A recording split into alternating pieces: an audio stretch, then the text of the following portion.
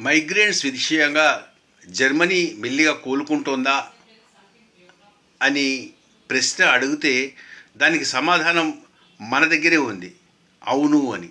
మెల్లిగా వాళ్ళు అసలు విషయాన్ని తెలుసుకుంటున్నారు. దీనికి తాజా ఉదాహరణగా ఇస్లామిక్ ప్రీచర్ ఎవరైతే ఉన్నారో అతను ప్రీచరే కాకుండా former head of Islamic centre కూడా అనమాట.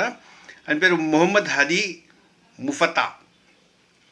ఇతన్ని కేవలం 14 రోజులు మాత్రమే టైం ఇచ్చి జర్మనీని వదిలి వెళ్ళిపోమ్మని చెప్పేసి ఆర్డర్స్ ఇవ్వడం జరిగింది.